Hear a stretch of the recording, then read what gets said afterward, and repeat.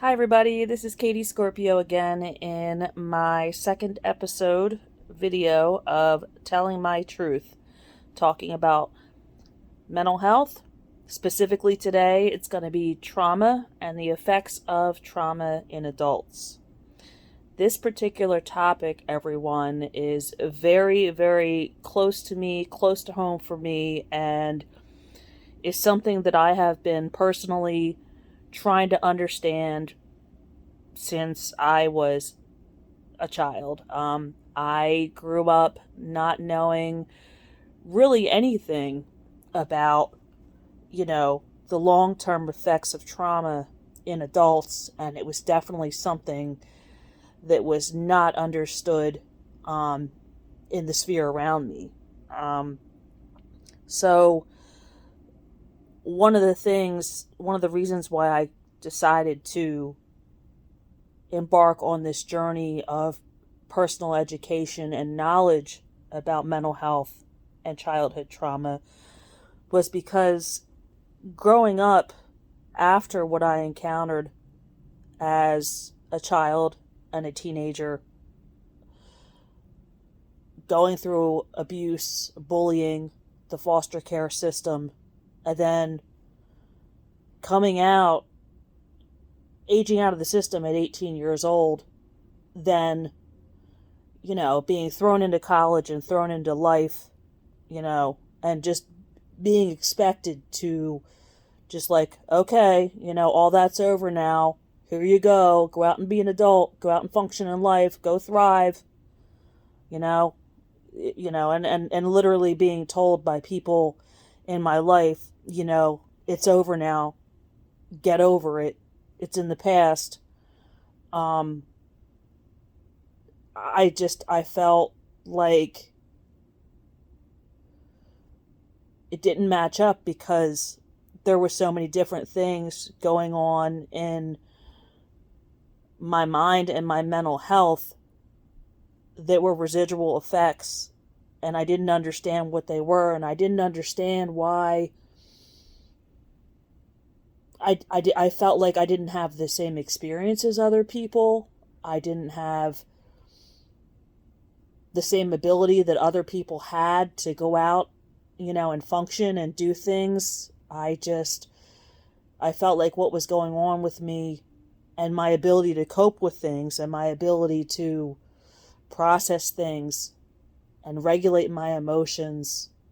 And I instinctually knew that I did not feel like I was at the level of other people to be able to live a normal life, so to speak. And, as much as I tried.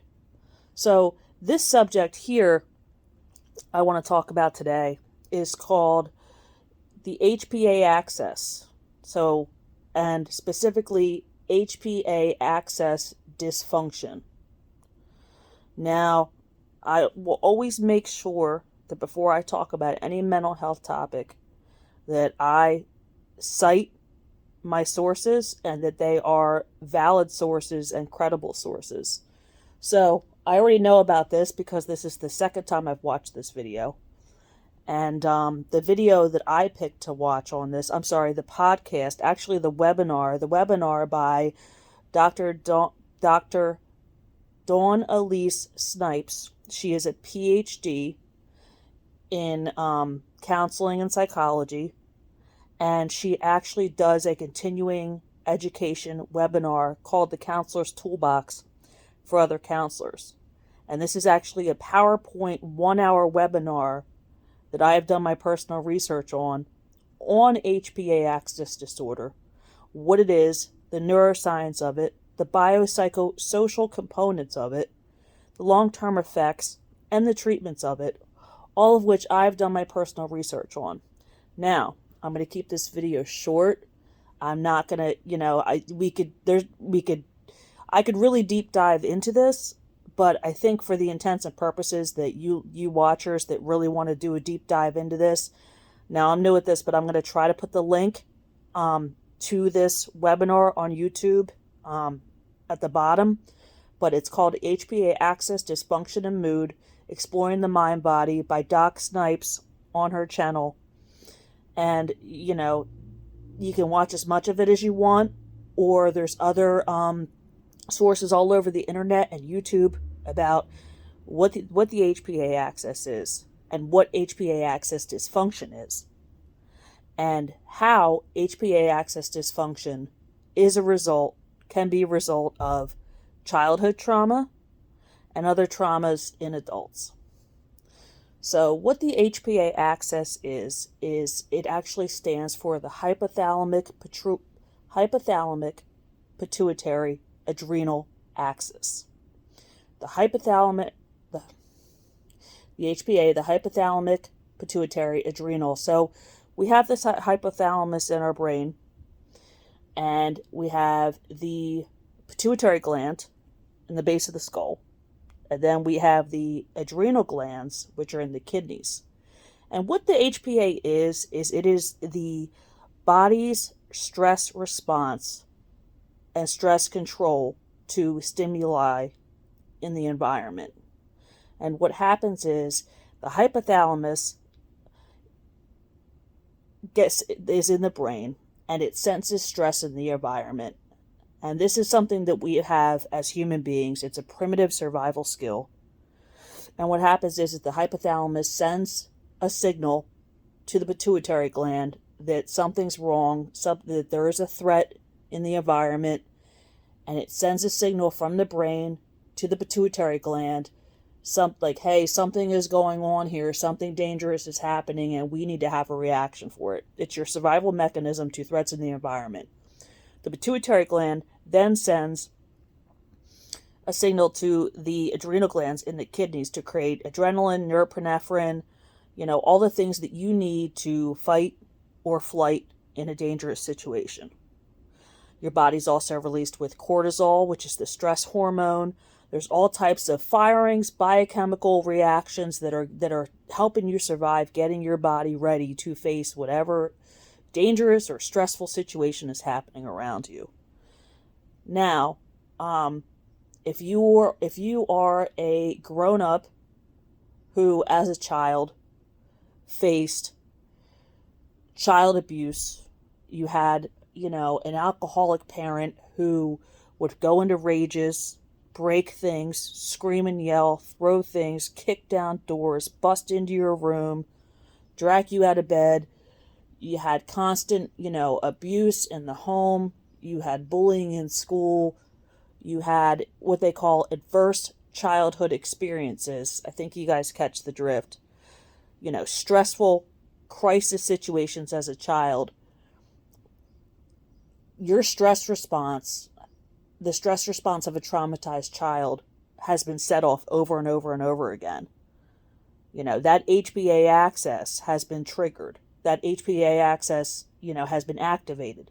When the HPA axis gets overactivated over and over and over again by stress responses, the brain is a machine.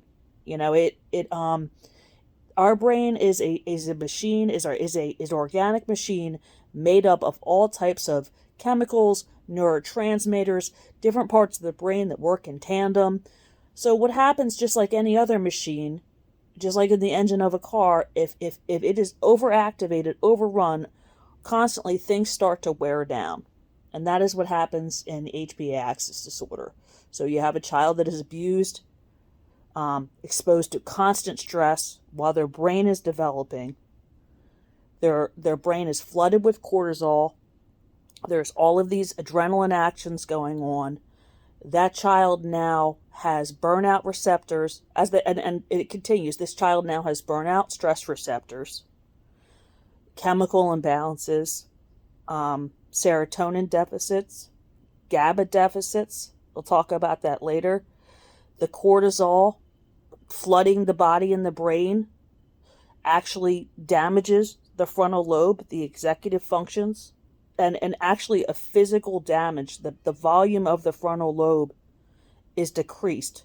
And that means that they have basically an underdeveloped frontal lobe, which, if you know anything about the frontal lobe, that means that their executive functions, their reasoning, their time management, their anticipation of cause and effect, all these prefrontal cortexes are now underdeveloped in a child, and then as an adult, over HPA axis dysfunction over and over again, it can actually shrink. And what enlarges is the primitive parts of the brain that assess everything as a threat. So I have personal experience with this because, first of all, I just want to say, I have never heard this term in all my years of therapy, in all my years of psychiatrist. I have never heard this term once when I spoke about my childhood trauma. So that's why I'm here, because, there's so many things out there now in the science and what people are studying in our information age. We have slews and slews of information, and you can find this stuff by people in the top of their field, people in academia, professors, PhDs, people on the cutting edge of science, and that's why I'm here, to explain that, this is a real thing. And stress, especially, trauma and stress, especially in children, causes physiological long-term effects on the brain that are very real. So, I'm here to, basically, shine the light of truth on the ignorance that, and the expectation that a child that is abused or a person that goes through trauma, the expectation that there's no damage done and that they just are supposed to snap back from it is just flat out ignorance. What happened with me is that I believe that I always had a chemical balance, and I believe that the childhood trauma exacerbated, and the trauma as a teen and the trauma, in my 20s really exacerbated this HPA axis dysfunction. And again, you can deep dive into it. There's many different components of this, many different effects, social effects, emotional effects. And basically what happened with me is that I probably noticed in my 30s that things that didn't normally affect other people really got, a strong reaction out of me. I began to, and you don't realize it from the inside, but I began to just be reactive to everything, feel threatened by things all the time, not really able to emotionally handle situations that, I saw other people being able to deal with. And that was the key indicator for me. One example of that off the top of my head is that, my stress response, it gets heightened. One of the main things for me is noise. I live in a very noisy apartment. As I'm doing this video now, there is thumping, there is banging. And another part of the HPA axis is that if a person has trauma, they're going to make negative associations with things. And I make negative associations with loud, slamming, thumping noises. They have an association for me with the abuse. So a prime example of HPA axis disorder is where a normal person could sit in this apartment and do this video and not be affected with the thumping, the banging, and the slamming.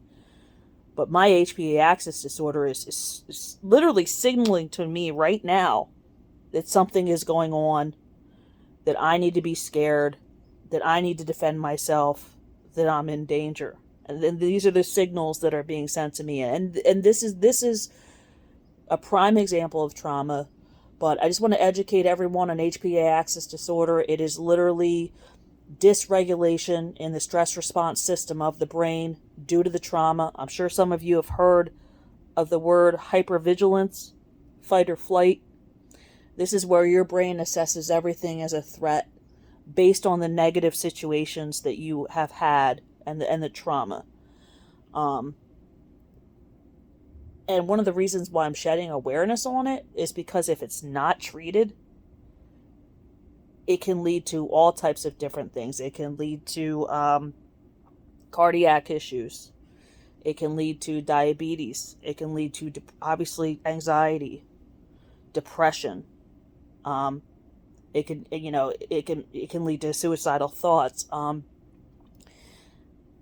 And there's so many different things on HPA axis, but it just, for me, HPA axis, just learning about HPA axis disorder, it was like a veil was lifted for me. I was like, oh, that's what's going on. That's why I have trouble walking down the street and I don't like people looking at me. That's why car horns drive me crazy. That's why noise drives me crazy. That's why I don't like people approaching me and I don't know who they are. That's why the grocery store sets me off.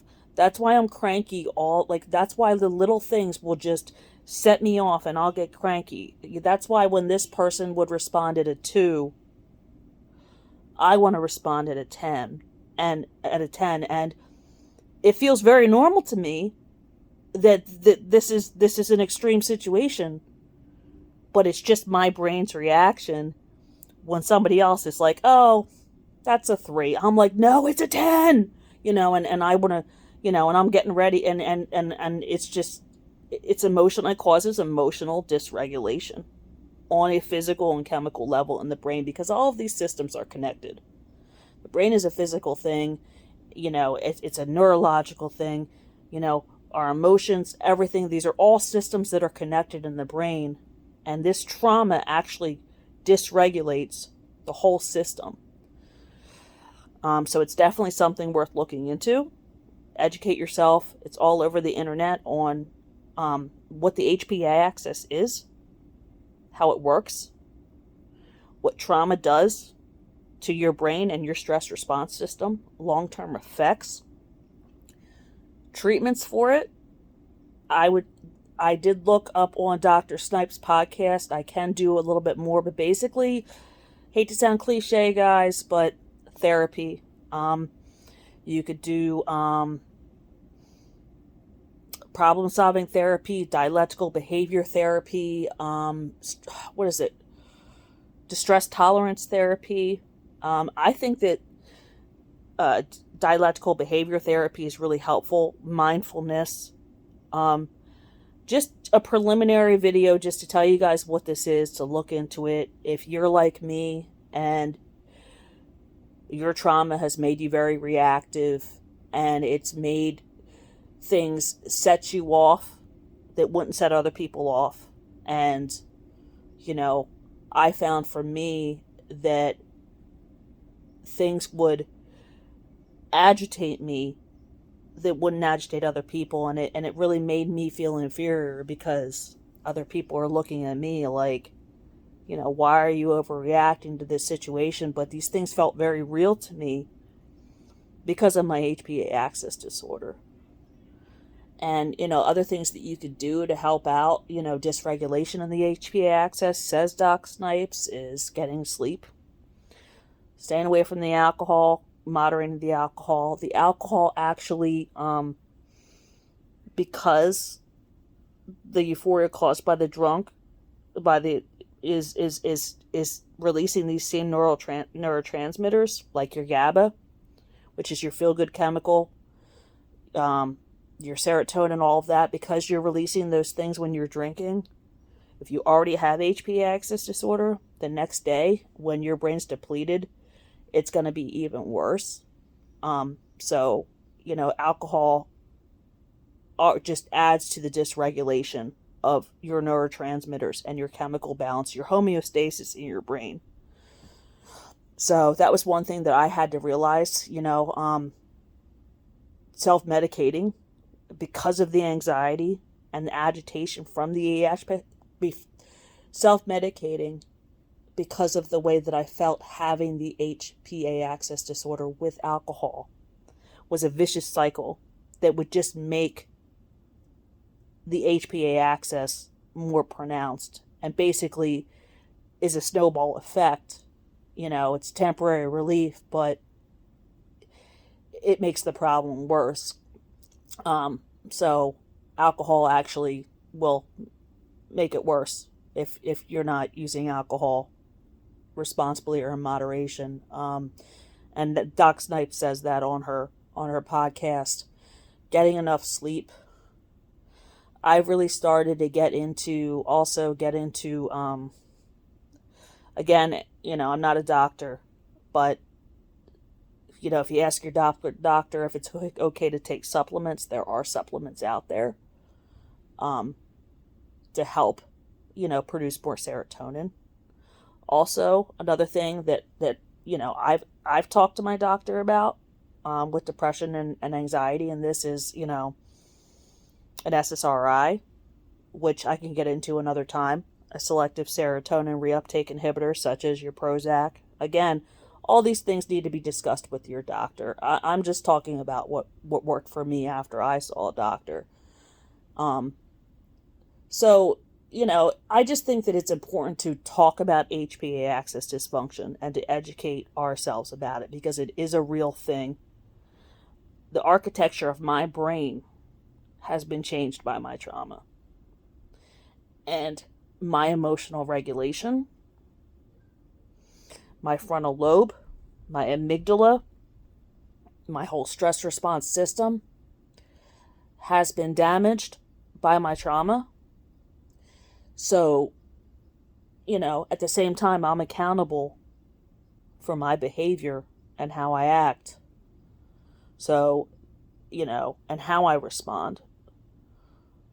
So, with that being said, to tell someone that's gone through trauma, to just get over it and act like everything's okay when they've got physical and physiological damage and differences in their brain and emotional regulation issues due to the trauma, to act like it's not theirs is extremely invalidating and defeating for a victim of trauma. And at the same time, because we are still responsible for our behavior and our choices in life,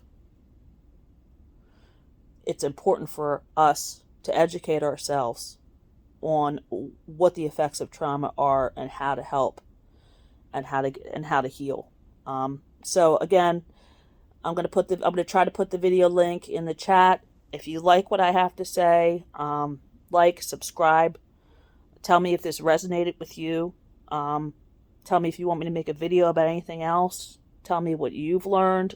I'm on this channel for all of us because I really want to open the door to the conversation about trauma, how it affects us, long-term effects, how to get through it, and basically unveil the ignorance, unveil the stigmatization, and everybody. And another thing is that everybody's story is different.